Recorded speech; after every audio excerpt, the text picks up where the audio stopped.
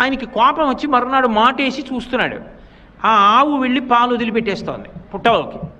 అది సాక్షాత్ శ్రీమన్నారాయణుడి మీద వదులుతోంది, అది బ్రహ్మగారు ఆ గోవు.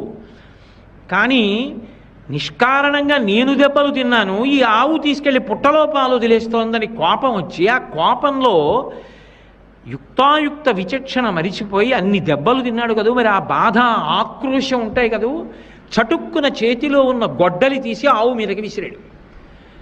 నేను ఇక్కడ ఉండగా గోవు మరణించకూడదు, నన్ను నమ్ముకున్న భక్తుడు బ్రహ్మగారు గోవు రూపంలో ఉన్నాడు, మరణించకూడదు, నేను కాపాడాలని చటుక్కున పుట్టలోంచి పైకి లేచి ఆవుకు అడ్డంగా తలపెట్టాడు. కుఠారాణాతి తీక్ష్ణేన తాడితో వెంకటేశ్వర సప్తతాళ ప్రమాణేన రక్తస్ఫూర్తిరభూస్తథా. ఆ గొడ్డలి తగలగానే 7 తాటి చెట్లంత ఎత్తు నెత్తురు పైకి లేచింది. గొడ్డలి దెబ్బతిని అవతార ప్రకటనం చేశాడు. ఎంత ఓర్పు